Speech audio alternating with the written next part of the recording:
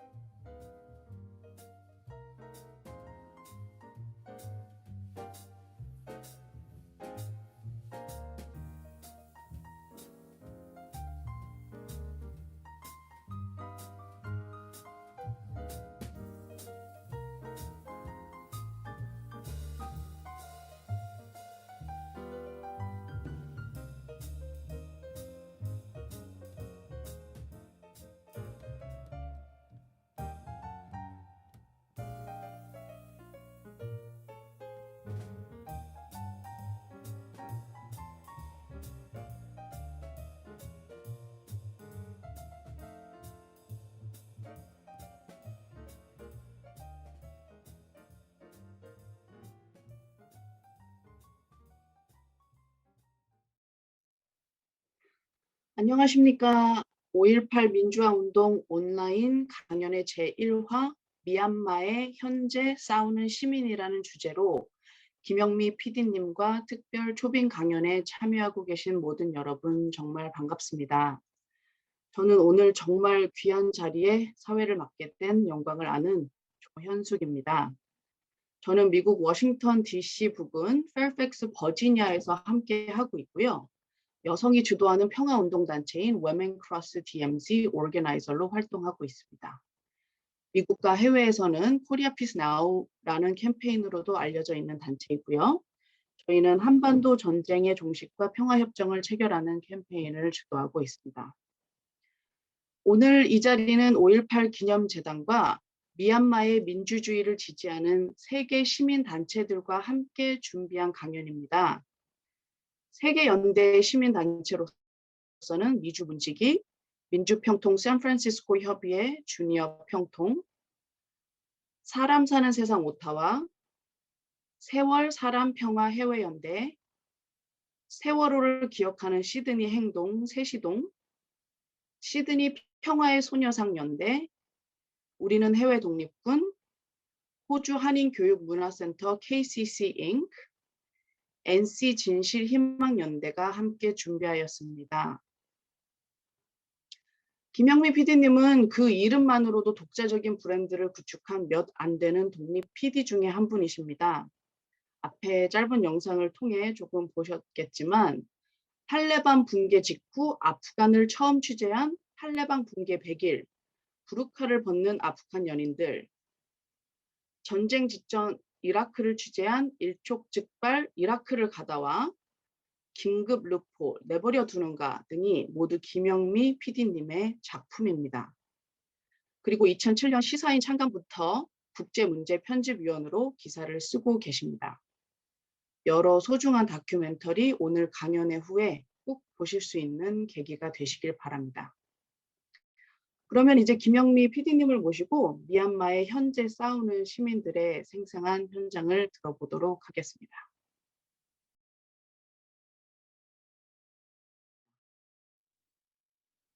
안녕하세요. 저는 김영미 PD라고 합니다. 제가 지금 이 줌으로 이렇게 강의하는 게 처음이어가지고 50이 넘은 사람이라 이게 지금 너무 익숙치 않아서 조금 이 지체가 있어서 너무 죄송합니다. 저는 다큐멘터리도 만들고 또 기사도 쓰고 전 세계 분쟁 현장을 다니는 김영미 PD라고 합니다. 잘 부탁드리겠습니다. 이게 온라인에 이 상황이 익숙하지가 않아가지고 여러분들 얼굴도 안 보이고 이게 진짜 전 세계로 나가나 이게 실감도 안 나고 그렇긴 한데 오늘 강의를 잘 해보도록 할게요. 지금 제가 발제한 것이 미얀마의 현재 싸우는 시민이라고 제가 발제를 했습니다. 그거는 지금 여러분들도 잘 아시다시피 미얀마에 엄청 큰 일이 벌어졌죠. 그래서 미얀마에 쿠데타가 일어난 게 올해 2월 1일입니다. 자, 쿠데타의 시작이 어떻게 됐는지 그거부터 설명을 드릴게요.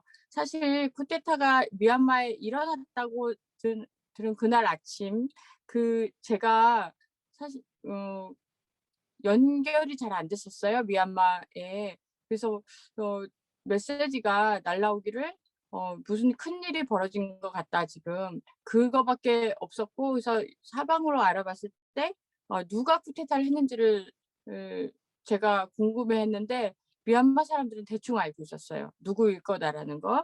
그래서 2021년 2월 1일 민 아웅 플라잉 사령관이 쿠데타를 일으켰다. 그리고 미얀마의 수도가 다들 양곤이라고 많이 알고 계시더라고요.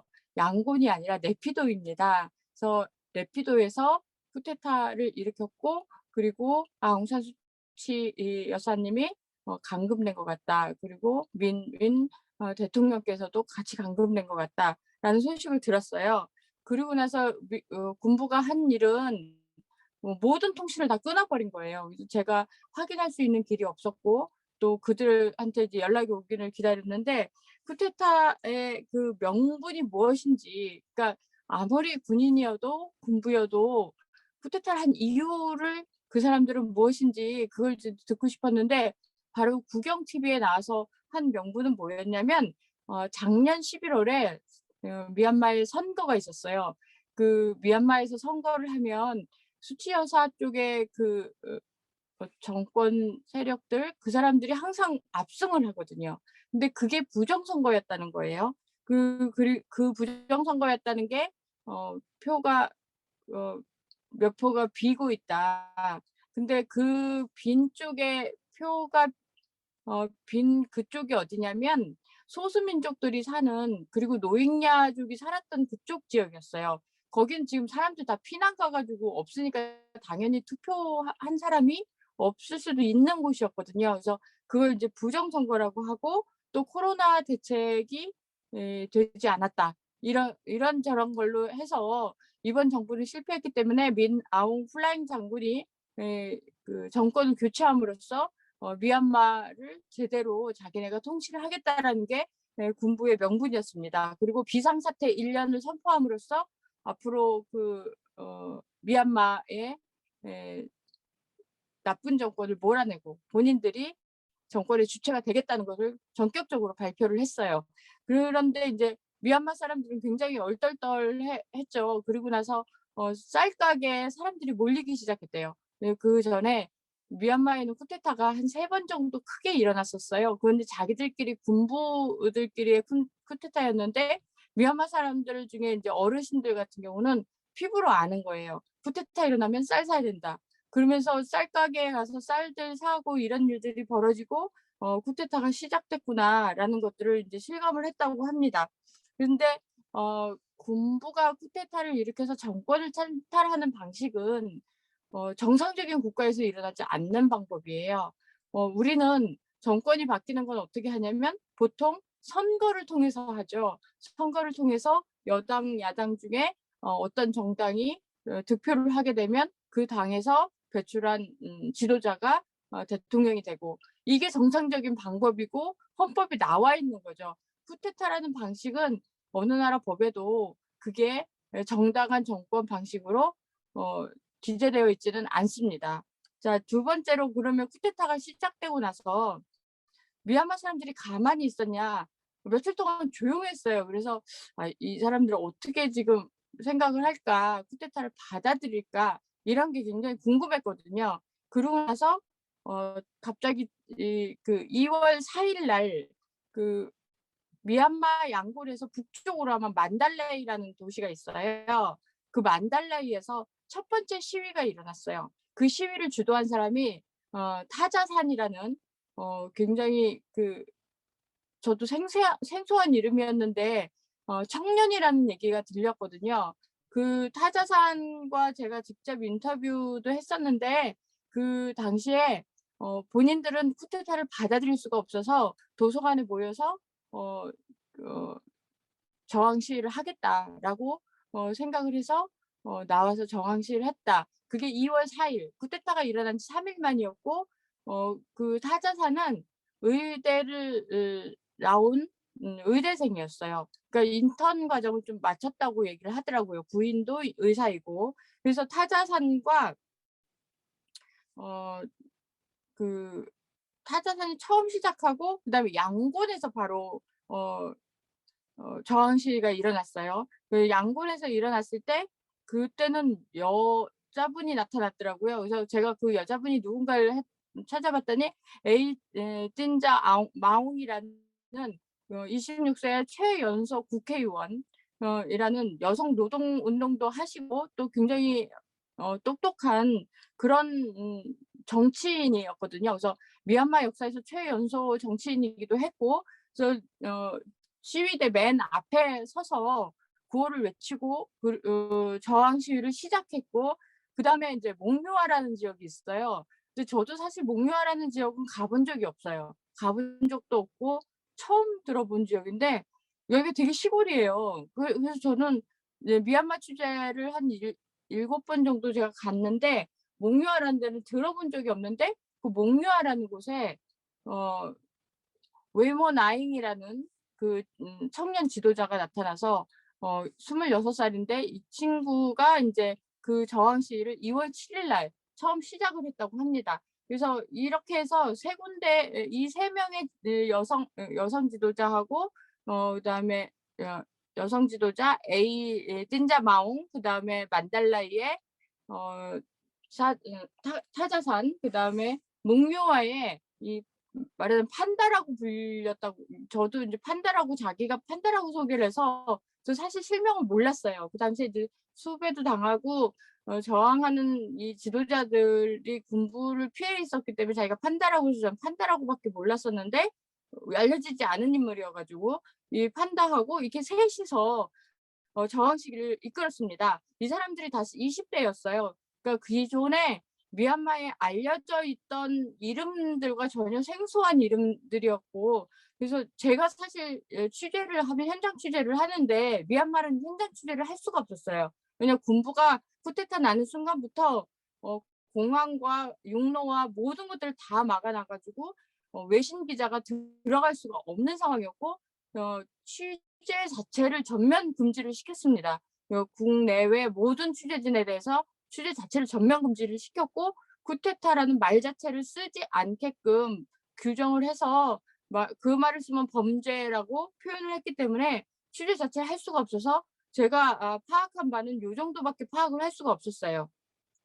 근데 시위에 나온 사람들이 대부분 젊은 세대였거든요. 그래서 이 젊은 세대들이 앞장서서 맨 앞에 섰고 또 나이 드신 분들은 그 뒤를 따르는 그런 시위 형태인 거예요. 그래서 처음에 이 학생들, 젊은 사람들 이 사람들이 어떤 사람들인가 외신들이 주목을 했고 저 또한 이들을 취재하려고 이렇게 물어보기도 하고 인터뷰도 하고 역시 인터넷이 좋은 게 한국에 있어서도 원격 취재가 되는 거예요. 그래서 이 시위 때마다 핸드폰 연결을 하거나 또 이들이 가진 뭐 SNS 수단으로 인해서 취재가 가능했는데 이 친구들 같은 경우는 2012년에 민정이 들어서면서 민주정부가 들어서면서 민주화를 한껏 누린 세대인 거예요. 그래서 자신들이 '군부를 도저히 받아들일 수 없다.'라고 해서 어 언론에서 Z세대라고 불렸는데 이제 이 Z세대라는 게 어떤 세대인가 그게 되게 궁금했었어요. 그래서 2월 달에 인제 저항 초기에 이 시위대들이 뭐 우리가 알고 있는 그런 시위대 느낌이 아니라 정말 젊은 세대인 거예요. 뭐 이렇게 페인트 칠도 얼굴에 하고 축구 응원한 것처럼 나오기도 하고 또 심지어는 초창기에 뭐 시위 패션에도 막 SNS에 돌았어요. 그럴 정도로 굉장히 뛰어난 감각을 가진 세대다. 근데 인제 저는 축제를 많이 다녀서 군부가 얼마나 잔인하다는 걸 알기 때문에 되게 걱정스러웠거든요. 그래서 이 군부가 총을 쏘거나 그럴 수도 있는데 '그런 분위기가 아닐 텐데.' 하는 걱정이 되게 많이 됐었거든요. 아니나 다를까 3월 달부터 군부가 본격적으로 시위대에 대한 학살을 시작한 거예요.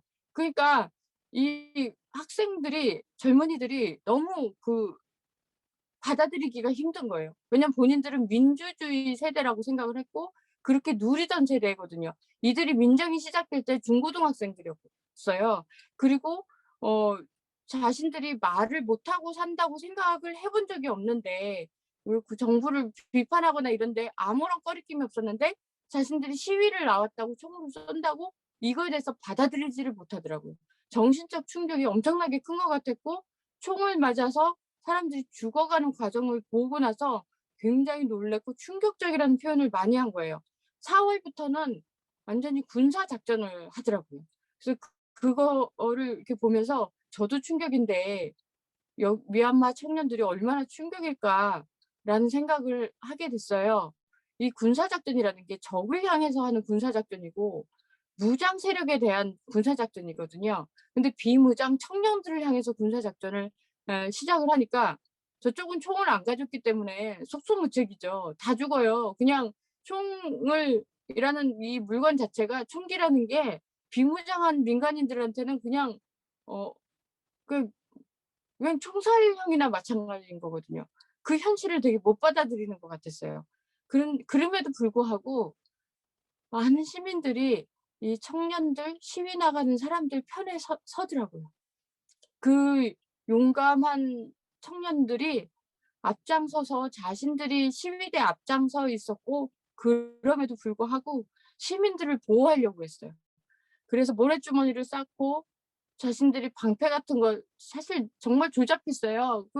총 들고 군사작전하는 특수부대 앞에서 그게 무슨 소용이 있겠어요. 그럼에도 불구하고 청년들이 시민들을 지키겠다고 나오더라고요.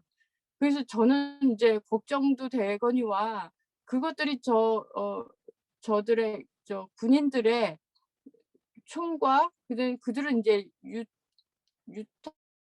유탄포라고 해야 되나? RPG-7 같은 거를 이제 로켓 추진포 이런 것까지 들고 나오는데 그걸 몸으로 어떻게 막겠어요. 그럼에도 불구하고 시민들을 지키겠다고 청년들이 나오는 모습을 봤어요. 지금 현재 사망자가 700여 명인데 어젯밤에 인제 최종 통계를 좀 더 알아보려고 했는데 그 이상의 통계가 나오지가 못하고 있는 상황인데 그거는 언론인들이 통계를 내기 힘든 상황이고 지금 현재는 700여 명이라고만 알려졌고 부상자들과 함께 뭐 여러 이 통계가 안 나와요. 그거는 어 추정으로 봤을 때는 3천 명이 넘는다 지금 알려지지 않은 사망자까지 합치면 그렇게 지금 미얀마 쪽에서는 얘기를 하고 있습니다.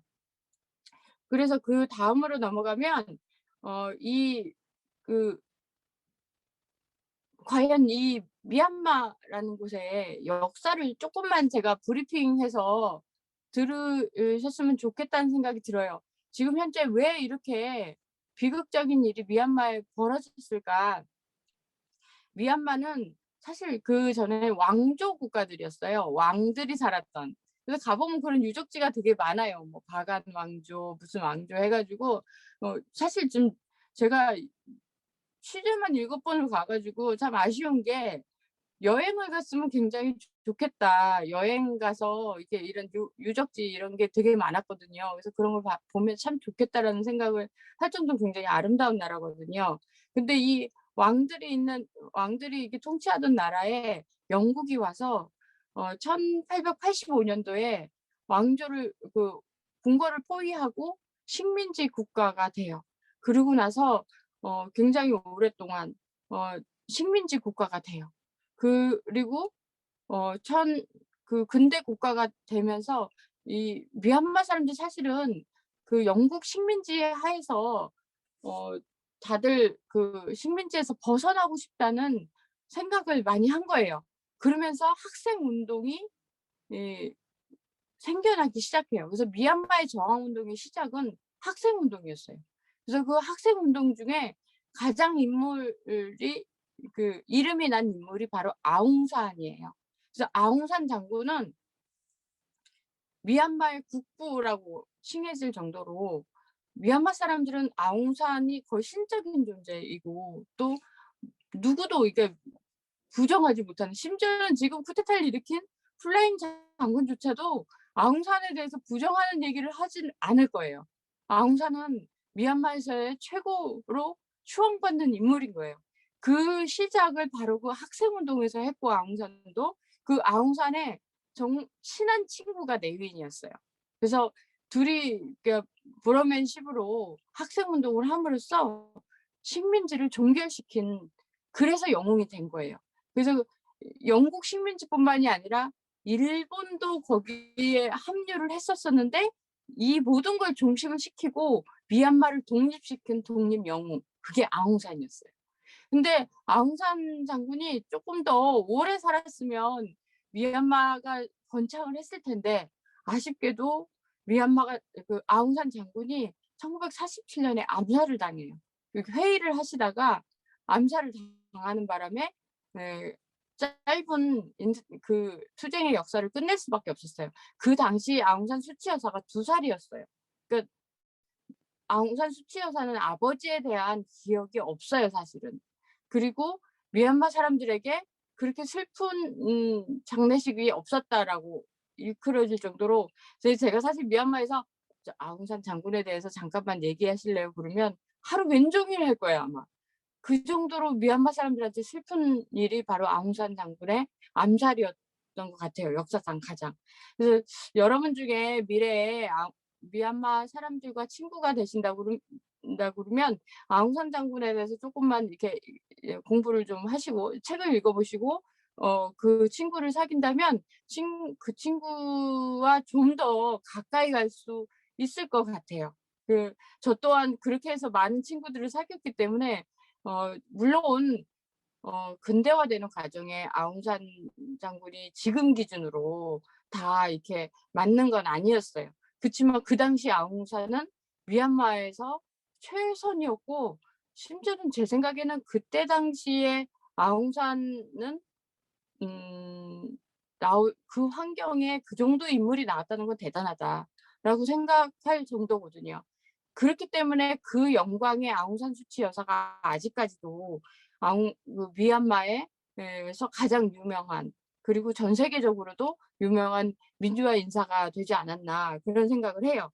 그 아웅산의 딸이라는 거 하나만으로도 아웅산 수치 여사는 대단한 존재인 거예요. 그 뒤에 아웅산 수치 여사는 미얀마를 떠날 수밖에 없었어요. 왜냐하면 군부 시대가 시작이 됐고 그 뒤로 군인들이 통치하는 나라, 미얀마는. 그렇게 됐기 때문에 아웅산 여사는 그 뒤로 인도로 갔다가, 엄마를 따라서 인도로 갔다가 영국 옥스퍼드 대학에서 공부를 하고 거기서 결혼을 하고 가정주부로 살았거든요. 그러다가 엄마가 병세가 심각해지고 엄마의 임종을 볼지도 모른다는 생각 때문에 평생을 살았던 영국을 떠나서 미얀마를 온 거예요. 엄마 병 때문에 왔어요. 그 병간호 때문에. 근데 공항에 도착할 때부터 사람들은 아웅산의 딸이 왔다는 그 하나만으로도 희망을 줬던 거래요, 그게. 미얀마 사람들한테 엄청난 희망이었다고 얘기를 해요, 저한테. 아웅산의 딸이 왔다는 소문이 양곤과 네피도 전국에 퍼졌다는 거예요. 그러면 사람들이 구름같이 몰렸어요. 그 아웅산 수치 여사 입장에서는 굉장히 당황스러운 일이죠. 아니, 나는 지금 가정주부로 살고 있었고 한 번도 정치, 경제, 사회 이 미얀마를 이렇게 해본 적이 없는데 자기가 져야 하는 그 무게가, 조국의 미래가 이 정도인지 몰랐던 거예요. 그런데 현실에 와서 이걸 겪어보니까 자기가 감당해야 되는 조국의 운명과 아버지의 명예와 이런 것들을 이제 깨닫기 시작한 거예요. 그렇게 해서 이 힘을 끌어서 1988년도 우리나라는 이제 월드컵, 아니 월드컵이 이제 올림픽. 나이가 먹다 보니까 올림픽이요. 올림픽이죠. 예. 올림픽이 열리던 그때 8888 항쟁이라고 88년 8월 8일 날 미얀마 사람들은 아웅산 수치 여사와 함께 에, 군부 독재를 종식시키려고 일어났어요. 그거를 지금도 자랑스럽게 얘기를 합니다. 그래서 그렇음에도 불구하고 그 시민의 그 항쟁이 예, 결과는 아웅산 수치 여사는 가택연금을 당하고 군부가 시민들을 무자비하게 진압하는 그런 걸로 끝나버렸어요. 그래서 시민들은 굉장히 많이 절망을 했다고 해요. 그리고 긴 가택연금으로 아웅산 수치 여사는 들어갔고, 그다음에 이제 2007년도에 샤프란 혁명, 샤프란 시위라고 그 사람들은 불러요. 레볼루션이라고도 하고 이제 시위라고도 부르는데, 그때 다시 일어났는데, 그때 이제 제가 이제 취재를 가게 된 거예요. 그 분위기 봐서는 군부가 종식될 것 같다는 생각도 저는 그때 기대를 많이 했었어요. 그럼에도 불구하고 그때도 마찬가지로 꺾일 수밖에 없었어요. 군인의 그 무력 앞에서 비무장 민간인들은 속수무책일 수밖에 없고, 정말 비겁한 게 제가 항상 느끼지만 비무장 민간인에게 무장한 군인들이 상대하는 건 정말 비겁한 것 같아요. 그들은 군사 훈련을 받은 특수한 병력이고, 더하기 탱크도 있고 전투기도 있고 또 총도 들었고, 이런 사람이 아무것도 들지 않는 그 민간인을 향해서 총을 쏘고 무력을 상대하고 또 군사 작전을 한다는 거는 너무 잔인한 것 같아요. 저는 그 국가 폭력이라고 부르거든요. 그건 폭력의 범주 안에 들어가요. 그래서 그렇게 했을 때 민간인들이 할 수 있는 게 뭘로 맞설 수 있겠어요? 몸으로밖에 못 맞서는 거예요. 그때 그 모습이 저 되게 생생하게 남는데, 그때 당시 사망한 사람이 1,000명이 넘거든요. 너무 비겁하다. 페어하지 못하다라고 저는 생각해요. 실제 페어하지 못했고, 그때 전 세계에 있는 사람들이 그 페어하지 못한 부분, 이거에 대해서 좀 더 목소리를 높여줬으면, 우리가 가진 무기가 총도 아니고 탱크도 아니지만 우리는 여론이라는 걸 갖고 있는데, 전 세계 시민이 그 여론이라는 무기를 우리한테 줄 수는 없었을까라는 그런 아쉬움이 있었던 취재였어요. 그래서 그 뒤로 미얀마의 암흑기로 가는 거 아닌가라는 실망감을 안겨줬던 취재였고요. 그게 인제 제가 겪었던 어 미얀마의 그 역사였고, 근데 국제사회가 아예 침묵으로 있었던 건 아니었어요. 계속 그 군부 정권을 압박을 했어요. 가장 압박하게 된 가장 큰 힘은 뭐였냐면 아웅산 수치 여사에 대한 국제적인 명망이었어요. 전 세계에 수치 여사라는 그 가냘픈 여인을 감금해 놓고, 그리고 민중들에 대한 그런 총과 탱크를 앞세우는 그런 군부 정권이 악마처럼 비춰지는 여론이었어요. 그래서 그게 서서히 인제 그 뒤로 무르익게 됐고, 군 미얀마 군부는 그거를 대항할 수 있는 힘이 점점 약해지는 거예요. 왜냐면 그 당시 인제 노벨 평화상을 타게 됐고, 수치 여사의 남편이 암투병을 하면서 한 번만 죽기 전에 아내 얼굴을 보고 싶다고 했음에도 불구하고 미얀마 군부가 그걸 허락하질 않았고, 그리고 노벨 평화상 수상식에도 가지 못했고, 이런 것들이 점점 여론이 안 좋아진 거예요. 당시 군부의 대통령이 탄쉐 대통령이었는데 인제 수세에 몰리기 시작함을 느끼고, 그리고 국제사회가 끊임없이 대화로 그 군부와 얘기를 하기 시작했고, 그래서 2012년에 드디어 탄쉐 정권이 양보를 해서 수치 여사는 가택연금에서 풀려났고, 선거를 통해서 민주정부가 들어서게 됐고, 그러면서 미얀마는 서서히 민주정부가 들어서는 걸로 이렇게 이제 서광이 점점 비쳤고, 그때부터 미얀마는 민주국가로 가는 걸로 우리는 다 생각을 했고, 저 또한 인제 '아, 여기는 인제 더 이상 분쟁 쪽으로 취재하지 않고 다음번에는 여행객으로 와도 되겠구나라는 안심을 했던 그런 나라였습니다. 그렇게 해서 마음을 놓았던 곳이었는데 이거 쿠데타가 웬 말이야 이렇게 생각을 했었어요. 그래서 저한테는 미얀마가 너무 아쉽고 슬픈 나라 중에 하나예요 지금. 그래서 이렇게 해서 쿠데타가 나고 그 다음 장 넘겨주세요. 이 사람들이 왜 그런 군부가 또 다시 이 쿠데타를 나게 했을까라는 게 이제 궁금할 거 아니에요. 민주국가가 들어섰는데 군부가 완전히 몰락한 게 아니었어요. 민주정부가 들어섰을 때. 그 이유 중에 하나가 소수민족이라는 변수가 있었어요.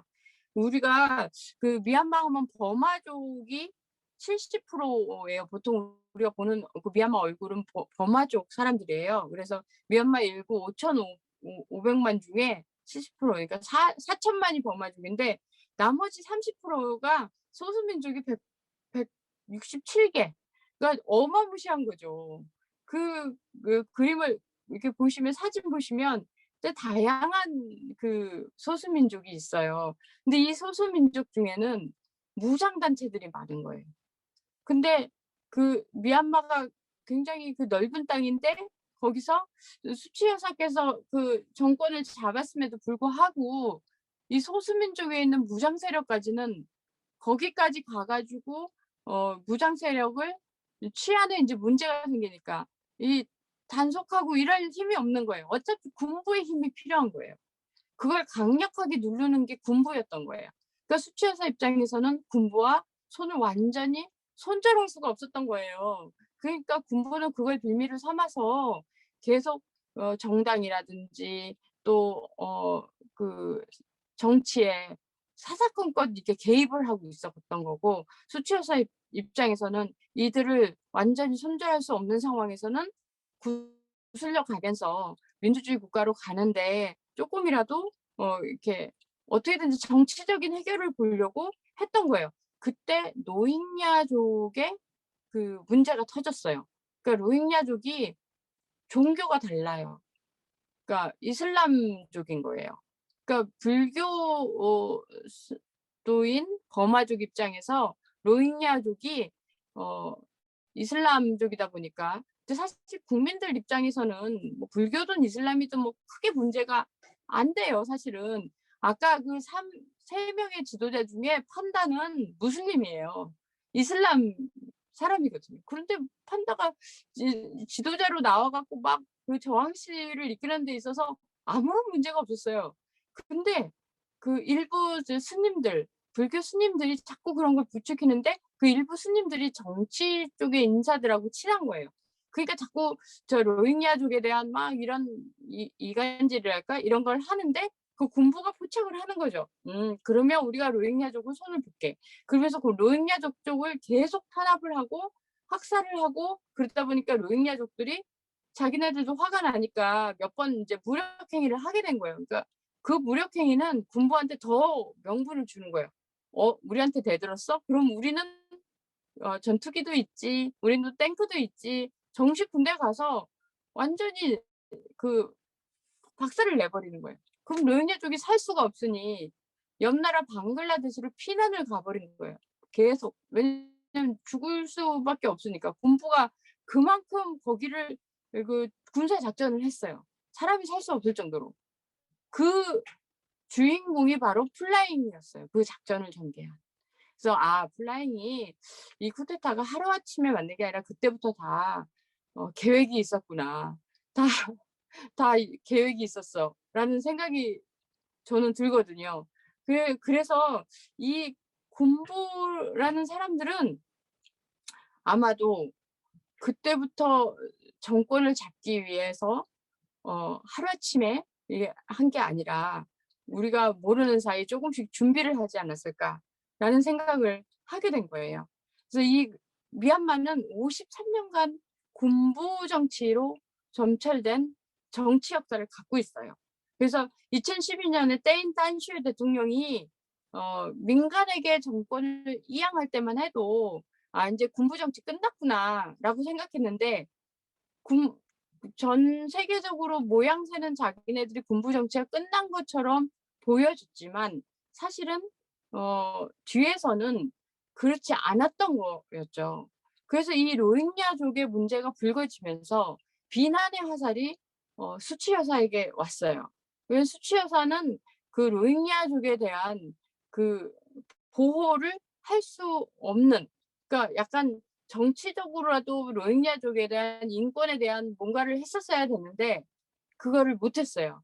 그 못한 거는 수치 여사가의 판단이기 때문에 제가 여기서 지금 '왜 못했나.'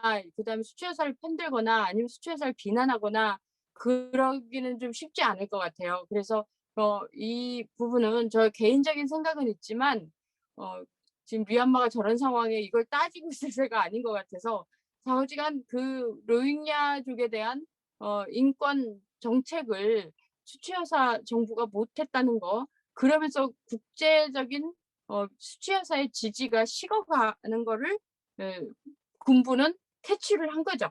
그러면서 플라잉이 점점 야욕을 키워갔고, 플라잉이 야욕을 키워가는 그것은 돈이 많았던 거예요. 군부는 여러 가지, 그러니까 그 미얀마 경제에 아주 큰 손이에요. 뭐 가스 산업, 건설, 관광, 금융, 심지어는 아들, 딸도 거기에 뭐 그 방송 산업은 딸이 다 쥐고 있고 아들은 그 관광과 리조트 산업은 다 쥐고 있고 이런 식으로 어 아주 큰 손이에요. 군부들끼리 나눠 먹은 산업들이 엄청나게 많고 실제 거기 가서 사업을 하려고 그러면 군인들 한 명씩은 다 끼고 해야 돼요. 그래야 뭘 이렇게 공장을 짓더라도 쉽게 공장을 질 수가 있고, 그 미얀마에서는 땅 거래를 할 수가 없어요. 사회주의 국가이기 때문에 땅은 다 국가 땅이에요.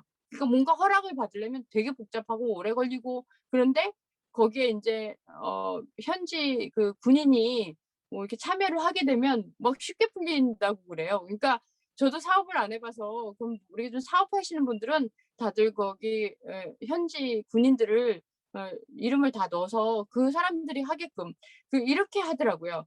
그만큼 군부의 힘이 컸던 거죠. 그러니까 군부는 그 돈과 사업과 막 이런 것들로 연결이 되다 보니까 얼마나 결속력이 크겠어요. 이게 자기들끼리.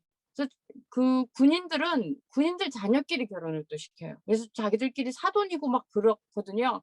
그러니까 지금 저렇게 쿠데타가 났을 때 엄청난 결속력으로 거사를 만들었고 지금도 마찬가지일 거예요. 저들은 지금 저거를 철회할 수가 없는 게 앞으로 가는 수밖에 없어요. 안 그러면 자기들이 이거를 책임질 수 없는 사안일 거고, 자기들끼리 완전 똘똘 뭉쳐서 저걸 진행하고 있는 거기 때문에 '쿠데타 상황에서 절대 뒤로 물러나지 않을 것이다.'라는 게 군부를 잘 아는 사람들은 그렇게 추측을 합니다.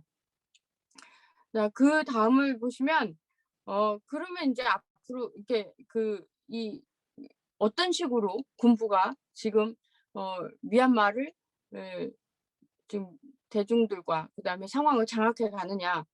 쿠데타를 일으키고 나서 가장 먼저 한 게 언론 탄압이에요.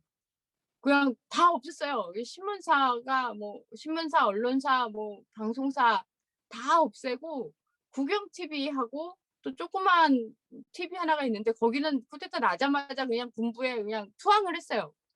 다 뭐 시키는 대로 할 테니 없애지 말아 달라고. 그리고 나서 다른 언론사들을 전부 폐간시켜 버렸어요. 그리고 언론인들을 전부 해직시켜 버려요. 우리나라가 옛날에 언론 통폐합이 있었어요, 군부 시절에. 그 군부가 들어서고 나서 언론사를 하나로 통폐합해 가지고 관리를 쉽게 하고. 근데 여기 한술 더 뜬 거예요. 아예 다 없애 버린 거예요. 그러니까 해직 언론인들이 다 길거리로 나앉아 버린 거예요. 그러니까 언론인이라는 말 자체가 체포가 될 수가 있는 거예요. 그래서 길거리에서 핸드폰 검사를 해서 뭔가 언론인 같은 게 나오면 무조건 잡아가요. 노트북이 있으면 언론인이라는 증거예요. 이게 수사도 하지 않고 무조건 다 잡아가 가지고 지금 70명 가까이 기자들이 잡혀가서 교도소에 있고 어 그게 인제 형법 505라고 가짜 뉴스 유포죄래요. 그래서 이게 지금 미얀마 군부가 가장 많이 적용하고 가장 예민해하는 것이 바로 이 가짜 뉴스 유포죄예요. 그래서 심지어는 이 수배도 언론인들을 엄청나게 많이 내렸는데 옛날에 기자였다는 것만으로도, 그러니까 옛날도 아니지, 한 2월 쿠데타 하기 직전까지 기자였다는 것만으로도 수배를 내려 가지고 피해 다니고 숨어 다니는 기자들이 굉장히 많아요. 그러니까 2월 달에 저항 시위를 취재하던 현장에서 잡혀간 사람들도 굉장히 많고 지금도 피해 다니고 있고 또 그들이 위험하게 취재를 하고 있어요. 지금 현재 미얀마 뉴스 나온 거는 그들이 다 목숨 걸고 사진을 찍고 취재를 하고 있는 내용들이에요. 그래서 어떻게든지 미얀마에서 그 뉴스가 끊이지 않게 하기 위해서 여러 사람들이 노력을 하고 있고 그들이 취재를 하려고 그러면 월급이 보장이 돼야 돼요. 월급이 보장이 안 되면 뭐 취재를 할 수가 없잖아요. 그 어디를 다녀도 돈이 드는데 그러니까 누군가는 그들을 지원을 해야 되고 또 비밀리에 다니는 것도 힘든 일이거든요. 어디 가서 내가 기자란 말도 못하는 상황인 거죠. 기자면 체포 오니까. 또 밤에 막 집에 급습해서 들어온대요. 그래서 자기 전에 노트북하고 핸드폰은 어디다가 숨기고 자야 되는 거예요. 그리고 또 길거리를 갈 때는 핸드폰을 들고 가지를 못해요.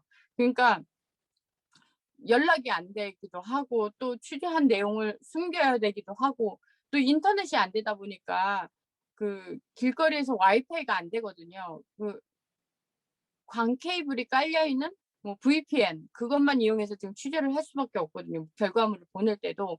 근데 그거 보낼 때 얼마나 무섭겠어요. 그래서 바깥에서 누가 망을 봐야 되고 이런 것들을 하면서도 사선을 넘나들면서 취재하는 기자들 덕분에 우리가 지금 취재를 할 수가 있어요. 그래서 저 같은 경우는 그들을 지원해서 할 수밖에 없고 그 이유는 우리가 못 들어가요, 외신들이. 얼마 전에 CNN이 들어갔거든요. 그건 이제 군부하고 협상을 해서 잠깐 취재를 하겠다. 그래 군부의 협조 아래 들어갔는데 저 그때 되게 눈물 났던 게 CNN이 들어온다는 소식 하나만으로 미얀마 시민들이 너무 그 기대를 막 했어요. 그래 갖고 여기 사진에 보시면 저렇게 CNN한테 우리 지금 학살당하고 있다라는 저런 걸 들고 저자 막 잡혀간 사람들도 꽤 있대요.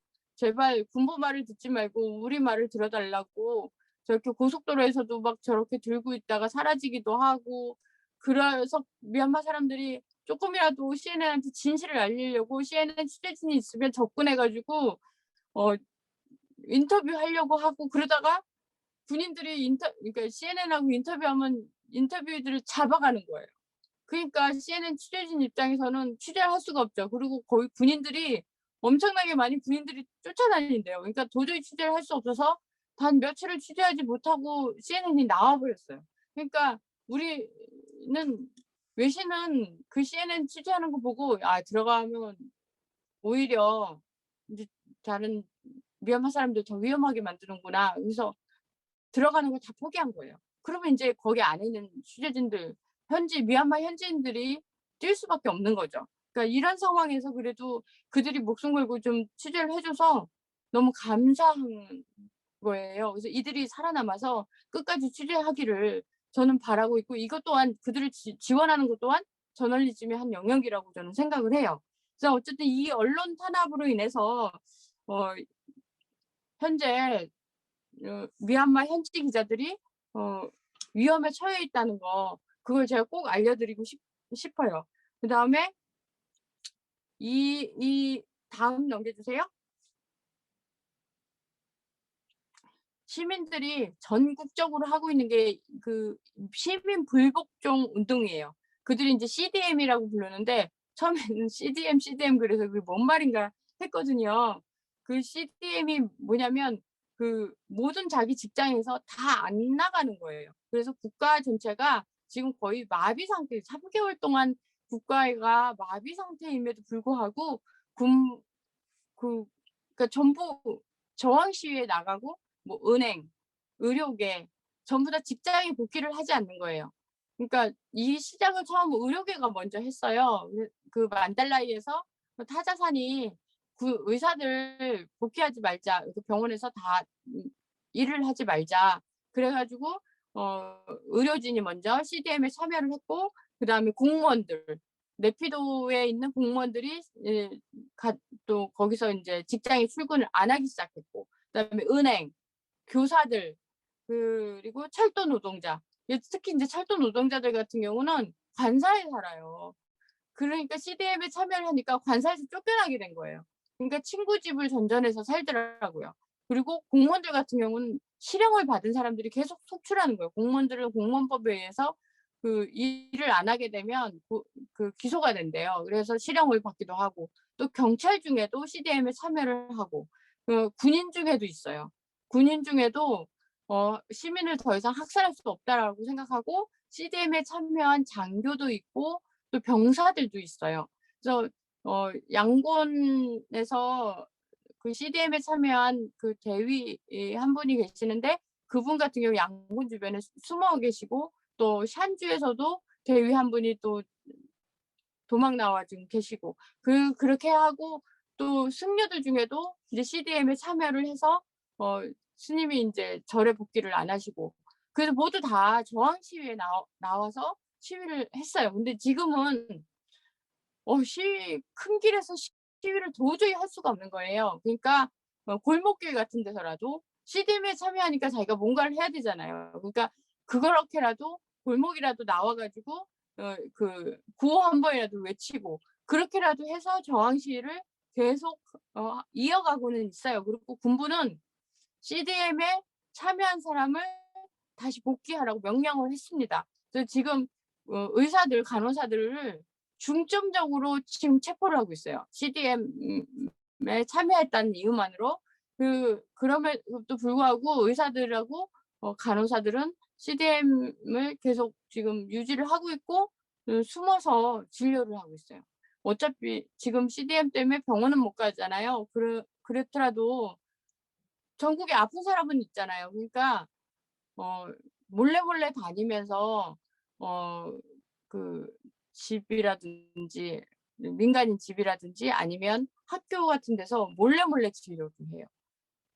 그리고 선생님들도 몰래 이렇게 아이들을 가리키러 다니고, 그러니까 정식으로 복귀를 안 했을 뿐이지 본인들의 일을 어떻게든지 하려고 노력을 하더라고요. 그래서 그게 지금 100일, 그러니까 지금 3개월이에요. 오늘까지 딱 3개월이죠. 그러면 이제 5월 달에 이제 100일을 맞이하는데, 가장 문제가 기아가 가장 문제예요.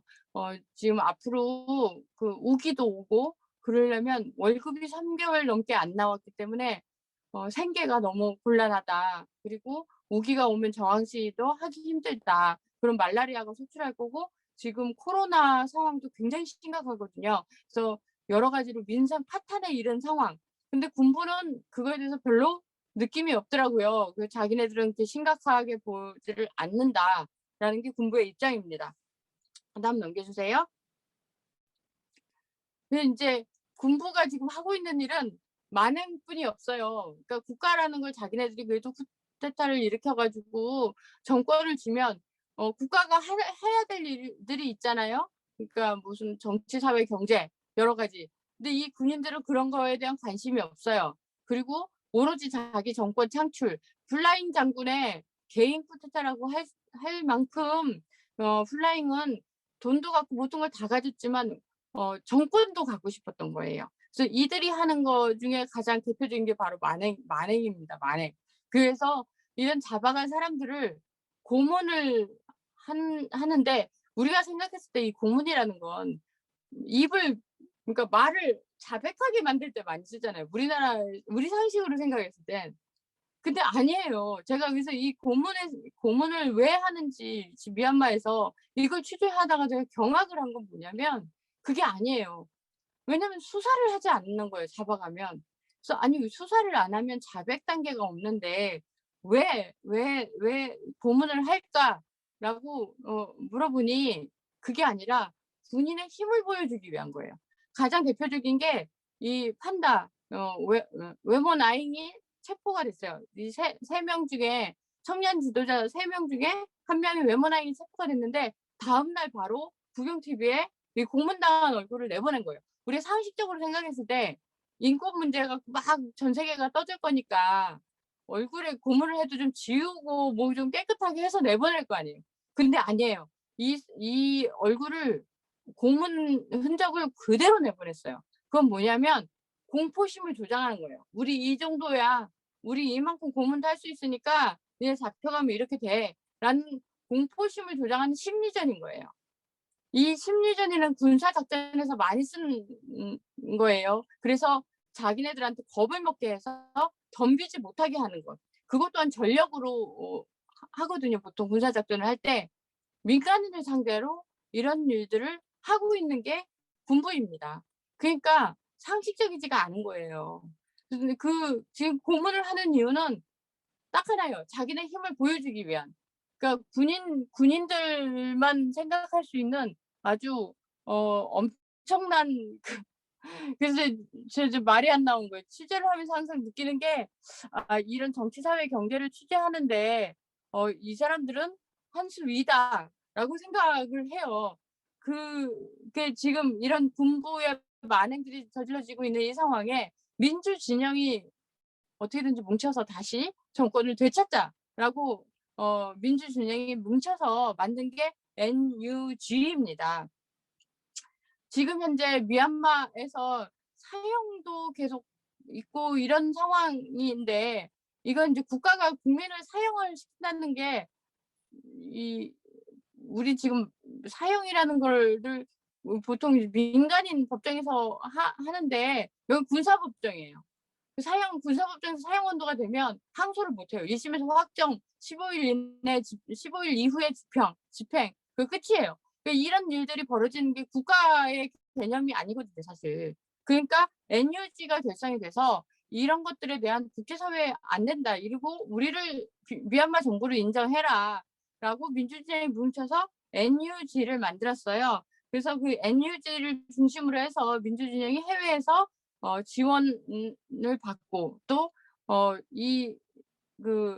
군부에 대한 부정, 그러니까 NUG를 미얀마 정부로서 인정해 달라는 그런 운동을 계속 지금 하고 있습니다. 자, 다음 넘겨주세요. 그래서 이제 이 통합정부가 결성이 됐는데 이게 또 문제가 뭐냐면 아니 다른 나라들이 이 NUG를 인정해 줘야 될 거 아니에요. 그 군부를 인정해 주는 게 아니라. 그래서 이 과거에 인제 로힝야족에 대한 이야기를 드렸잖아요. 그 로힝야족에 대한 학살. 이 민주 진영의 최대 딜레마는 그 로힝야족에 대한 과거 학살, 그다음에 소수민족에 대한 홀대, 차별 이런 것들이 이 사람들의 가장 약점이에요. 그래서 이 통합정부는 그 소수민족까지 통합을 했어요. 그래서 NUG로 출범을 한 거예요. 그래서 국제적인 외교 관계를 어떻게 설립을 할 것인가 그걸 계속 논의 중에 있고 또 소수민족과 함께 연합군을 만들어서 지금 남쪽에서부터 계속 전투를 하면서 올라와요. 그 연합군이 페더럴 아미라고 부르더라고요, 그 사람들은. 그래서 양굴에 있는 시민도 또 몽유아에 있는 시민도 우리는 페더럴 아미를 기다리고 있다고. 그래서 제가 그렇게 물어봤어요. 그러면 페더럴 아미가 올라오면 시민들이 이길 것 같으냐라고 물어보면 우리가 화염병이나 피켓 들고 간 거보다는 군인들을 상대할 수 있지 않겠냐. 미얀마 사람들은 그렇게 얘기를 해요. 그치만 저는 좀 이게 시리아 내전 때도 제가 봤던 것 중에 하나예요. 저렇게 페더럴 아미가 뭐 이렇게 자기네들 연합군이라고 결성해서 어제도 뭐 미얀마군 공군 베이스를 공격을 했더라고요. 그래서 거기를 공격을 하고 또 밑에 있는 샨주라고 있는데 거기는 완전 미얀마군을 다 밀어냈어요. 그래서 여기서 승승장구하면 좋은데 미얀마군은 전투기를 들고 있어요. 그래서 공습을 하면 또 이게 다시 원상복귀가 또 되거든요. 그 시리아 내전도 똑같은 상황이 벌어졌어요. 그래가지고 10년 내전이 그렇게 해서 지금 벌어진 상황이기 때문에 저는 되게 안타까운 게 이게 또 시리아 내전처럼 가는 거 아닌가라는 우려를 지금 하고 있습니다. 그래서 지금 현재 이제 미얀마 현재는 어떻게 진행되는지를 그다음에 정리를 해 드렸는데요. 다음 넘겨주세요. 예. 지금 이렇게 시리아 내전으로 갈지도 모르는데 미얀마가 저 국제사회가 지금 무엇을 하냐. 자, 첫 번째 전 제일 중요한 게 뭐냐면 미얀마에 벌어진 군부 쿠데타를 전 세계가 어떻게 규정할 것인가. 그러니까 얼마 전에 아세안 회의에도 플라잉이 양복 입고 단단히 막 나타난 거예요. 미얀마의 대표로 온 거잖아요. 그러면 우리가 인정한 거예요. 미얀마의 대통령으로. 스스로 막 밀고 들어와 버렸어요. 저는 인정할 수가 없거든요.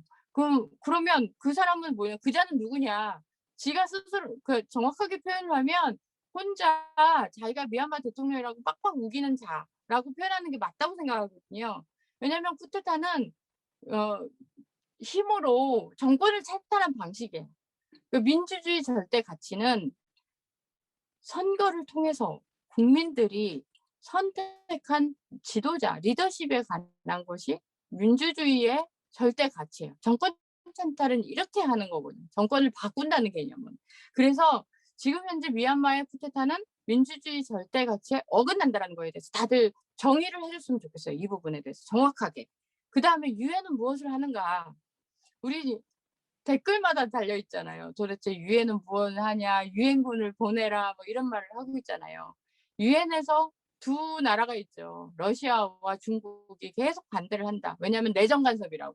그래서 이 유엔 안보리의 만장일치 제도의 지금 폐단이다. 뭐 이런 여러 가지가 있죠.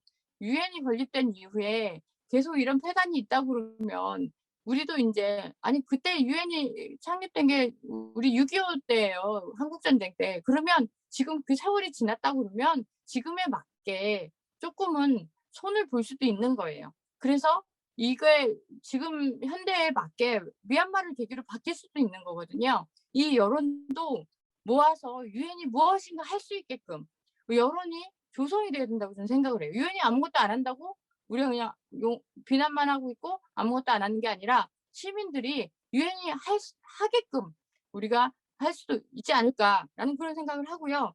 지금 민플라잉이 참여한 거에 대해서 다들 참여했고 또 거기서 이제 아주 획기적인 안이 나왔어요. 유엔보다 더 발전한. 그게 뭐냐면 아세안에서 제안을 한 게 뭐냐면 플라잉에게 NUG 쉽게 말해서 통합정부와 대화 채널을 만들고 달라는 거를 제시를 했고 플라잉이 오케이 하고 바로 그걸 받았어요. 그 콜을. 근데 받고 그다음에 그냥 끝이에요. 그리고 또 사람을 또 죽여. 그래서 이 강제력이 없는 거예요. 플라잉을 너무 과대평가한 거예요. 자, 이러면 또 이게 원점으로 돌아가 버린 거죠. 그러면 이거를 아무도 지금 그거에 대해서 비난이나 뭐 이런 책임 소재가 없죠. 플라잉도 자기는 책임질 필요 없이 그냥 거짓말하고 그냥 도망가고 끝났어요. 그러니까 이 부분에 대해서도 우리가 그냥 이러고 말 것인가. 그래서 논의를 해야 된다고 생각을 하고 그리고 지금 NUG에 대한 정의, 이 사람들을 어떻게 우리가 정의를 할 것인가 이런 것 또한 논의를 해야 된다고 봐요. 시리아 내전도 그렇고 지금 미얀마 상황도 그렇고 총과 전투기와 탱크를 진 군부가 겉으로는 우세해 보여요. 그래서 시리아 내전처럼 저렇게 흘러갈 수도 있어요. 근데 제가 지금까지 취재하면서 본 거는 여기에 게임 체인저가 있어요. 그게 뭐냐면 시민의 힘이에요. 피플스 파워. 이거는 제가 청년 지도자 3명들하고도 취재를 하면서 같이 얘기했던 부분이에요. 플라잉이 탱크도 갖고 있고 전투기도 갖고 있지만 그것보다 더 센 게 있다. 그게 바로 시민의 힘이다. 우리가 광주 민주화 항쟁이 겪고 나서 미얀마 시민들이 계속 물어봐요, 저한테. 무슨 드라마 결론을 묻듯이 한국은 미얀마 시민 광주 민주 항쟁 그다음에 어떻게 됐냐고. 왜냐면 자기네 결론이 이렇게 그렇게 될 거 아니냐라는 생각 때문에. 그럼 제가 그렇게 말해요. 그 뒤로 한국은 절대로 지금 현재 대한민국은 적어도 군인이 청와대로 총 들고 들어가서 대통령을 감금하는 사태는 안 벌어진다. 그건 impossible. 자, 지금 국방부에 있는 군인이 종로 한가운데 길거리 서울시내 한가운데로 나와서 군사 작전을 해서 시민을 총으로 쏴서 머리를 날리는 일은 impossible. 안 된다. 그거는 우리가 확실하게 했다. 다시 우리나라 역사에서는 안 벌어질 거다. 라는 거를 우리는 확답을 받은 거다. 이게 우리 시민이 만들어낸 거다. 라는 얘기를 해줘요. 그래서 제가 이번 줌 강의를 하면서 제가 얘기하고 싶은 건 바로 그 시민의 힘을 우리가 어떻게 모아줄 건지 그걸 우리가 다 같이 고민했으면 좋겠다. 우리 시간이 걸렸지만 우리는 만들어냈거든요. 그래서 미얀마 시민들도 그걸 만들어낼 수 있도록 우리는 같은 이웃으로서 뭔가 해줄 수 있지 않을까라는 걸 같이 고민하고 싶습니다. 예, 오늘 제 강의는 이만큼만 할게요. 고맙습니다. 장시간 말씀해 주시고 경험이랑 취재에 대해서 말씀해 주셔서 정말 감사드리고요. 지금까지 강연을 들으시면서 몇 개의 질문이 올라왔는데요. 질문도 같이 하면서 방금 PD님이 말씀하셨던 것처럼 어떻게 하면 우리가 좀 이 미얀마 사태들 그리고 미얀마 피플 파워를 도울 수 있는지 얘기를 해볼 수 있는 그런 시간이 됐으면 좋겠습니다. 일단 셀리 정님이 처음으로 질문하신 부분은 요즘 미얀마 쿠데타 관련 기사가 점점 줄어들고 있는 것 같은데 현재 상황은 어떤지 시민이 이길 확률이 있는지 궁금합니다라는 질문을 해주셨습니다. 네, 미얀마 뉴스가 줄어드는 건 당연한 게 군인들이 너무 통제를 심하게 해요. 그러니까 2월달, 3월달, 4월달에 비해서 그러니까 4월 초부터 거의 사진을 찍을 수가 없어요. 길거리에서 사진 카메라 핸드폰으로도 찍을 수가 없고 취재도 힘들고 그러니까 당연히 뉴스가 줄어들죠. 그리고 CDM 참여도 그렇고 기자들이 해직을 당한 기자들이 워낙 많아가지고 취재하는 인력이 줄어드니까 당연히 미얀마 뉴스가 줄어들고 또 그 바깥으로 나올 수 있는 확률은 더 줄잖아요. 그러니까 미얀마 뉴스가 줄어들 수밖에 없어요. 그래서 계속적인 그 미얀마에 있는 기자들 지원을 해서 그들이 어떻게든지 취재를 할 수 있도록 지원을 해줘야 되는데 그게 좀 조직적으로 좀 되면 좀 달라지지 않을까라는 생각을 하고 이대로 미얀마가 시민의 힘이 끝났다고 겉으론 그럴 수 있을 수 있어요. 왜냐면 총이 무섭죠. 고문이 무섭죠. 저기서 제가 고문 취재하면서 느낀 건데 우리가 옛날에 그 운동권 그 어르신들 보면 사상으로 좀 무장이 돼가지고 고문을 해도 정신적인 충격을 좀 많이 안 받는데 이게 2월 달에 쿠데타 나고 바로 끌려간 그 청년들 같은 경우는 사상도 없고 그냥 이렇게 케이팝 듣다가 끌려간 거예요. 그러니까 고문을 다 거의 미쳐갖고 나와요. 진짜로. 그래서 이 충격도 엄청 크고 그 시민들이 저항시를 지금까지 이끌어간 것도 전 굉장히 기적이라고 생각을 해요. 우리가 생각했을 땐 계속하지 왜 뭐가 이렇게 겁나도 계속 해준 용감한 미얀마 시민을 계속 언론에서는 욕을 하잖아요. 용감하게. 저는 그게 그들한테는 또 너무 잔인한 거 아닌가라는 생각을 하거든요. 사람의 생명이 난 더 중요하다고 생각을 해요. 그래서 저는 개인적으로 넥스트 파이팅에 대해서 조금 더 고민해서 국제사회가 연대할 수 있는 방법들을 더 고민해서 다음 단계로 가는 게 낫지 않을까라는 게 저 개인 생각이거든요. 사람이 더 죽는 걸 우리가 더 바라는 게 아니잖아요. 여기서 계속 keep going 하면 죽음뿐이에요. 총하고 탱크하고 전투기 저거는 죽음을 부르는 건데 그렇게 비무장 민간인들이 그걸 어디까지 버티겠어요. 그래서 저는 현실적인 방안들을 좀 더 논의를 해야 될 그 시기가 온 것 같아요. 그거를 이제 좀 더 고민해 봐야 될 거고 그래서 저는 이제 언론인이기 때문에 어떻게든지 기사가 더 많이 나와야 이것도 같이 고민할 거 아니에요? 그러니까 그 기사가 많이 나오는데 지금 저는 중점을 두고 있고, 그러고 나서 고민할 수 있는 분위기를 좀 만들어야겠다. 그 인제 그런 거에 지금 저는 계속 포커싱을 하고 있습니다. 그렇습니다.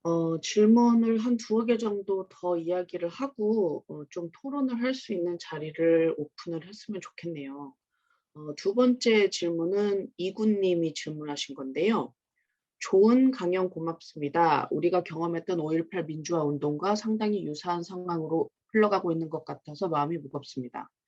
하지만 유엔을 비롯한 외부 세계에서 그리 큰 해결의 의지가 없어 보입니다. 그렇다면 현재 미얀마의 상태를 지정학적인 시각으로 볼 때 미국의 인도 태평양 전략과 중국의 1대1로 전략이 부딪혀서 표면화된 것으로 볼 수 있지 않을까 하는 건데요. 어떻게 생각하시나요? 그리고 실제 그런 면들에서 현장에서 보거나 들으신 적이 있는지요? 저는 사실 뭐 중국이 이제 뒷배고 뭐 그런 얘기들 분석들 많이 봤어요. 근데 현실적으로 제가 이렇게 봤을 때 중국이 군부의 그 뒷배가 돼줄 만큼이라고 난 생각을 안 하는 게, 이긴 사람 그냥 줄 서면 되지 않을까요? 그러니까 뭐 수치 여사도 중국하고 굉장히 돈독했거든요. 플라잉도 돈독해요. 그러니까 중국이 괜히 뭐 그 플라잉을 편들어서 이미지가 악화되고 그런 길을 선택할 필요가 있을까? 그러니까 둘 중에 누구 이긴 사람 그냥 줄 서도 될 것 같고, 군부가 됐든 수치회사가 됐든 미얀마는 어차피 중국의 소국처럼 생각해요, 중국은. 그 그게 크게 달라질 게 없다고 봐요. 뭐 그리고 지정학적인 거를 많이 얘기를 하는데요. 그 미얀마의 그 플라잉이 그 정도로 이렇게 막 머리가 좋게 막 외교 관계나 막 이런 것들을 계산하면서 쿠데타를 한 것 같지가 않아요, 저는. 개인의 야욕이 그걸 뛰어넘었다고 생각을 하거든요. 그러니까 이 부분은 제가 인제 미얀마 사람들과 너무 많은 얘기를 해서 서양인의 시각과 다를 수 있어요. 근데 서양인들은 자꾸 그 지정학적인 얘기를 계속하면서 미얀마에 개입하지 않는 어떤 핑계를 계속 만들어내는 느낌이었고, 저는. 그 사실 그 미국이라는 절대적인 힘이, 그러니까 존재하는 건 사실이지만, 굳이 미국이 미얀마에 와서 뭔가를 하려고 했을 때 지는 정치적인 부담감, 그리고 시리아와 중동과 막 이런 쪽에 갔다가 과거에 그 정치적인 위험을 떠안았던 그런 경험, 그걸 왜 지으려고 할까요? 미국도. 왜냐면 미국이나 유엔은 이미 탄쉐 정권 2012 년에 이미 탄쉐 정권과 타협을 해서 수치 여사를 가택연금에서 외교로 풀었던 해법을 풀었던 경험이 있어요, 군사작전을 안 했어도. 그럼 그걸 선택하지 않겠어요? 그러니까 제가 객관적으로 봤을 때는 그렇게 보인다는 거예요, 현실적인 선택을 했을 때. 그러니까 제가 생각하는 거는 외교적이고 그런 어떤 학문적으로 혹은 그 전문가적인 시각이 아니라 현실적인, 제가 취재를 했던 미얀마와, 그러니까 현실적인 그 미얀마 내부의 분위기로 제가 판단했을 땐 그런 것 같은 거예요. 굳이 군사 작전하면서 돈 쓰고 욕 먹고 미국도 그 짓을 안 할 거다라는 거예요. 그러니까 나중에 플라잉하고 어떤 그 대화 채널을 열어서 2012 년처럼 산세 정권과 했듯이 유엔도 마찬가지고 그런 식으로 해서 그 수치회사 또 강금 가택연금에서 풀어 갖고 다시 또 퍼센티지 좀 나누고, 뭐 그런 방법으로 이미 성공을 했는데, 이미 성공했던 방법을 선택하겠지 위험 부담 있는 안 해본 방법을 또 해법으로 할까? 저는 그렇게 봅니다. 음. 지금 마리아 님이 짧게 "현재 자국민이나 외국인들의 미얀마 입출국 상황은 어떤지요?"라고 질문하셨는데 혹시 아시나요? 자국민들이 문제가 아니라 여권이 없대요, 여권이. 그러니까 그 이 자국민이라면 미얀마 사람들이 나가는 거 말씀하시는 거잖아요. 그 여권을 새로 낼 수가 없고, 대도시에 있는 사람들은 좀 여권 있는 사람들이 있는데 그 미얀마 그 양곤 공항에 내리는 뭐 비행기 패스도 너무 적어졌고 또 대부분이 여권이 없고 군인들은 여권을 아예 한 명도 없대요, 여권이. 그러니까 그렇고 공무원들도 마찬가지고. 그래서 여권 무효화된 사람들도 굉장히 많고. 근데 인제 여기 그 한국에서 비즈니스나 이런 걸로 비자가 유효한 사람에 의해서는 갈 수 있는 것 같아요. 근데 새로 비자가 나오거나 그러지는 않아요. 그리고 인제 좀 마지막 두 질문은 실질적인 앞으로 이제 해외에서 도울 수 있는 부분이라든지 그런 미얀마 시민들이 인제 이길 수 있는가 그런 관련된 질문들인 것 같은데요. 일단 이군 님이 미국 현지에서 활동하는 학생 단체들을 지원한 적이 있는데 미얀마 민주화 운동을 금전적으로 지원하는 경우 어떤 경로로 전달되는지 아시나요? 혹시 군부에서 사전에 차단하거나 중간에서 착취하지 않을까 하는 우려가 있어서요. 이게 지금 가장 문제인데요. 외국에서 큰 돈이 들어오는 걸 군부가 지금 가장 예민해해요. 그래서 큰 돈이 들어오면 압수하는 경우도 많고 그 지금 CDM 때문에 은행 업무가 은행원들이 복귀를 안 해서 은행이 제대로 안 되고 ATM에서만 좀 찾을 수 있는데 그 금액이 너무 작은 거예요. 미얀마 그 현지화가 단위가 좀 커요. 그래 가지고 우리한테는 뭐 한 100 불이 별로 안 되지만 그들한테는 100 불이 엄청난 ATM에서 100 불을 100 불어치 현지화를 찾으려면 한참 꺼내야 돼 한참. 그래 가지고 현금이 막 모자라거든요. 그리고 이 쿠데타 나고 나서 사람들이 다 현금을 돈 있는 사람들은 집에다가 다 쟁여 놓은 거예요. 그러니까 이 우리로 말하면 조편공사 같은 데서 현찰을 찍어야 되는데 저 CDM이지 여기도. 그러니까 이제 그 돈을 다 찍어내지를 못하는 거예요. 그러니까 돈이 안 들어가지는 거예요, 돈이. 그렇다고 암시장 같은 데서 달러나 유로가 이렇게 왔다 갔다 하기는 해요. 근데 그거 가지고 있다 걸리면 또 안 된대요. 그러니까 블랙마켓도 이게 환전하기가 쉽지가 않고. 그래서 지금 국가가 정상적이지 못하니까 이런 일들이 벌어졌는데 상황이 그러다 보니까 외국에서 미얀마 안으로 돈 들어보내기가 너무 힘들어요.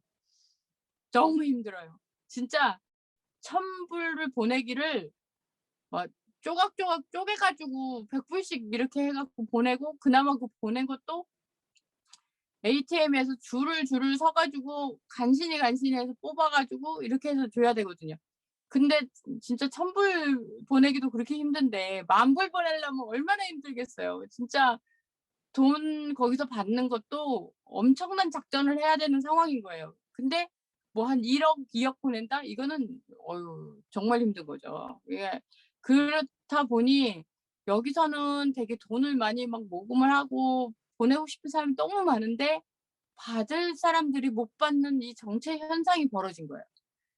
그래서 이거를 어떻게든지 해소를 해야 되는데 군부는 아직 눈을 부릅뜨고 지금 그 자금 흐름에 대해서 눈을 부릅뜨고 보고 있거든요. 그러니까 이것도 계속 뛰는 사람 위에 나는 사람이 있다고 저는 막 여러 가지 머리를 굴려서 어떻게든지 보내고 그렇게는 하고 있지만 그것도 그 액수가 계속 늘어나게 되면 쉽지 않고 또 거기도 인제 돈이 계속 마를 거 아니에요. 그러니까 그것도 이제 언제까지 어떻게 될지 모르고 쉽지는 않다. 근데 그렇다고 미얀마 사람도 굶길 수는 없으니 계속 머리를 굴려서 방법을 찾아내죠. 방법을 어떻게든지. ATM에 줄 세우는 알바를 쓰든지 뭐 어떻게든지 번호표 대기표를 하든지 또 온라인으로 또 하는 뭐 이렇게 그 대기표 받는 방법이 또 생겨났대요. 그래 가지고 또 거의 그 온라인 대기표 받는 그걸 또 해 가지고 또 성공하기도 하고. 그래서 별별 방법을 다 써서 어떻게든지 들여보내려고. 사실 마음이잖아요. 우리가 시민의 힘이란 그런 거예요. 진심, 마음, 이 하트. 하트가 있으면 할 수 있다고요. 미얀마 군부가 총 35만 입니다. 전 세계 시민이 몇 억이에요. 그러면 아니 우리가 1 불씩 보내 갖고 하면은 이제 35만이 막으려고 하는 것보다 우리가 막 보내면 사실 우리의 힘이 더 이길 수 있어요. 단지 힘들 뿐이지. 귀찮고 힘들고 또 이렇게 손이 많이 가는 뿐이지. 그러나 모아서 하면 우리는 할 수 있어요. 그게 시민의 힘이에요. 그러니까 자꾸 머리를 굴리고 하면 방법이 있다고 봐요, 저는. 그러면 일단은 희망을 갖고 아까 채팅창에 페이팔 어카운트랑 해외 송금 도네이션 인포메이션이 올라갔어요. 그래서 그걸 좀 참고를 하시고 전영민님 어카운트로 지금 뜬 것 같은데요. 많이들 공유하시고 어떻게든지 전달을 할 수 있을 것 같습니다. 전영민님 제가 확실히 믿거든요. 그래서 좀 함께 보태는 그런 쪽으로 좀 진행이 됐으면 좋겠습니다. 그리고 수야님 질문이 군대를 장악할 강한 민주정부 탄생이 가능할지 라는 질문을 하셨습니다. 만약에요. 군대가 장악한 정부가 강하다는 게 진리라면요. 전 세계에 이 국가들이 다 군대가 장악해야 되는 거 아니에요? 근데 아니잖아요.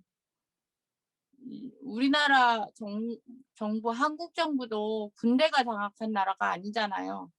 그리고 일본 정부도 군대가 장악한 나라가 아니고 그렇잖아요. 아무리 전투기를 들고 있어도 아무리 탱크를 들고 있어도 시민의 힘이 세다는 게 진리이기 때문에 군대가 장악한 나라보다는 시민이 장악한 나라가 정권을 가지게 되는 게 진리이기 때문에 이렇게 된 거잖아요. 저는 미얀마라고 그게 안 통할 리가 없다고 생각해요.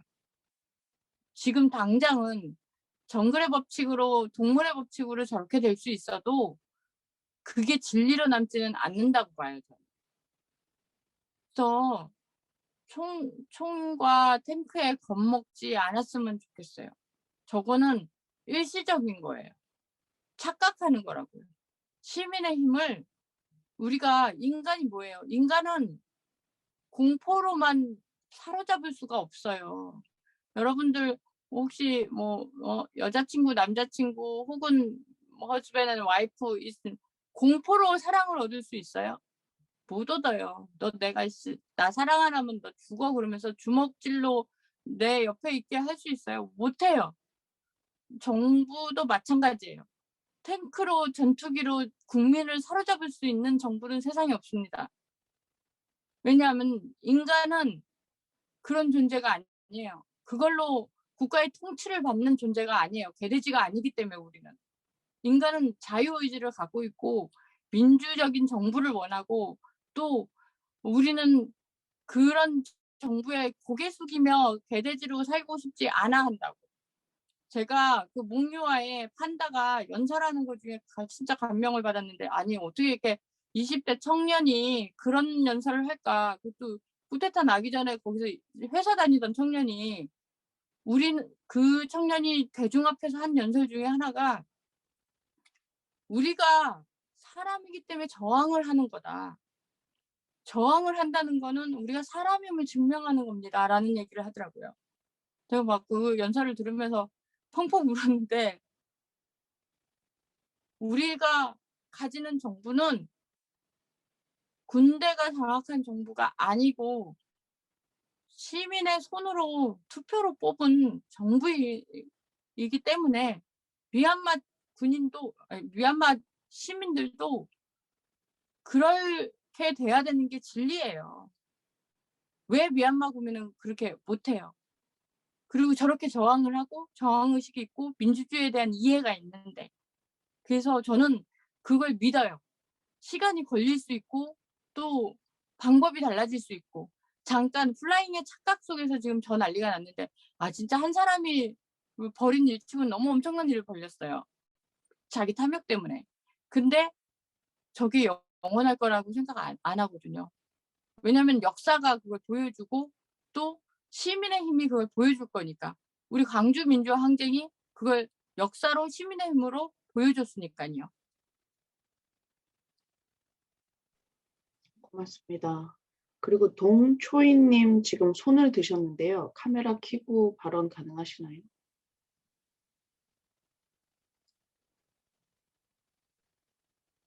음소거가 네.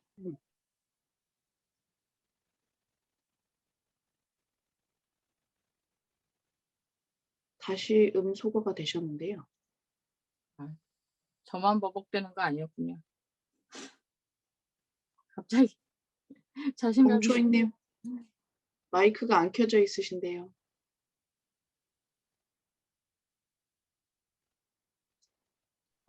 상황이 동초희님 좋지 않은 것 같습니다. 네, 연결이 안 좋으신 것 같은데요. 이따 연결 좋으시면 다시 발언 기회 드리도록 하고요. 아까 채팅창에 미얀마 학생이라는 이름으로 에미얏 미얏민이라는 분이 채팅을 올려주셨는데 혹시 미얀마 학생이시면은 발언이 가능하실까요? 네, 고맙습니다. 안녕하세요. 네, 안녕하세요. 네, 잠시라도 이야기 좀 들을 수 있는 시간이 있으면 좋겠어요. 네, 저는 지금 한국에서 대학교를 다니고 있는 미얀마 학생입니다. 안녕하세요. 안녕하세요. 미얀마 혹시 아니어서 김영미 다행이에요. 막 끊기고 그랬을 건데 미얀마면. 전 지금 한국에 있습니다. 네. 김영미 PD님이랑 아는 사이신가요? 아니요, 아니요, 저 처음 봬요. 오늘 처음 뵙고. 그러면 그 성함이 에미얏 미얏민인가요? 미얀마, 네, 네. 네. 그러면은 미얏민 씨가 저희는 또 모르는 그런 얘기들을 알 수 있을 것 같은데 김영미 네네. PD님이 커버하지 않은 부분 중에서 같이 좀 나누고 싶은 이야기가 있으면 들어봤으면 좋겠네요. 네. 지금은, 제가 아까 채팅방에서 올린 것처럼 지금 이번 달에 월요일부터 학교를 다시 열기로 시작했거든요. 군부대에서. 거기서 안 가는 학생들도 당연히 많지만 이렇게 가려고 하는 학생들도 있고 또한 TDM에 참여하지 않은 그런 선생님들도 많이 계시기 때문에 어, 저는 이런 상황이 계속되고 이어지고 이 쿠데타가 안 끝날까 봐 이대로 미얀마 주민들이 익숙해질까 봐 이게 너무 겁이 많고 그랬거든요. 그래서 당연히 안 가는 학생들이 많겠지만 군부대는 어떻게든 이 상황을 이어가려고 하고 또 아시안 또한 이 맨아웃라인 그 테러범은 너무 어 이렇게 받아들이고 밑에도 초대하고 그러니까 좀 저희의 힘이 이렇게 헉 될까 봐 걱정했거든요. 음, 이해해요. 왜냐면 거기 초대됐다는 게 미얀마 대통령으로 인정했다는 거라서 제가 되게 기분 나빴거든요. 아무도 인정 안 했는데 지가 가서 밀고 들어가 버리니까.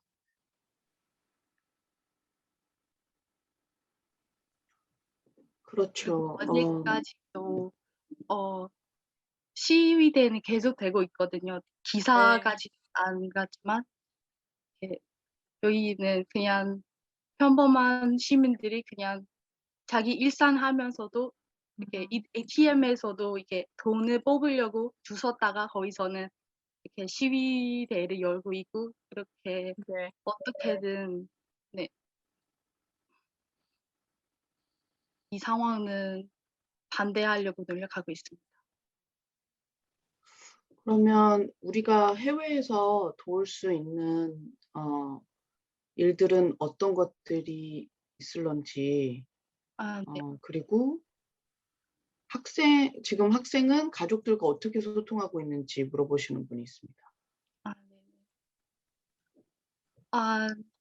저희는 와이파이랑 자꾸 데이터가 자꾸 끊길 때는 연락이 안 됐고요. 지금은 다시 와이파이가 다시 되어 있고 와이파이도 시간제 한 있어요. 한 아침에는 9시 시작으로 밤에는 밤 1시면은 인터넷 끊기거든요. 그 제한 시간에만 인터넷을 사용할 수 있고 또한 그 SNS 같은 트위터나 페이스북 같은 거를 다 차단했고 그런 상황이고요. 근데 연락은 잘 되어 있는 것 같아요. 네. 어떻게든 저희 같은 젊은 시대가 그 뉴스 같은 거를 어린이들이 모르시는 분들이 있을까 봐 어떻게든 전달해 드리려고 노력하는 중입니다. 고맙습니다. 그러면 잠깐 지금 벌써 시간이 많이 늦기는 했는데 잠깐이라도 어떻게 저희가 해외에서 좀 후원하고 기사를 읽고 그리고 서로의 여론을 좀 형성을 하고 하는 것 외에 어떤 일들을 할 수 있는지 그런 이야기를 나눌 수 있는 시간을 잠깐이라도 가질 수 있으면 좋겠고 만약에 좀 발언을 하고 싶다. 지금 채팅창으로는 못했지만 발언을 하고 싶다라는 분이 있으시면은 손을 들어 주셔도 되고요. 채팅창에 지금 계속 응원 메시지 나오고 있는데 응원 메시지 계속 올려주셔도 좋겠습니다. 그리고 앞으로 저희가 이 일에 계속 관심을 가지려면 아까 페이스북 링크를 어느 분이 올려주셨는데 그쪽으로 네, 업데이트가 되는지 관심을 가지면 되는지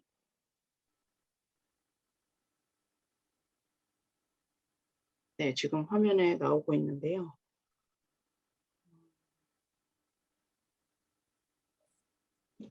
마지막 발언 있으신가요?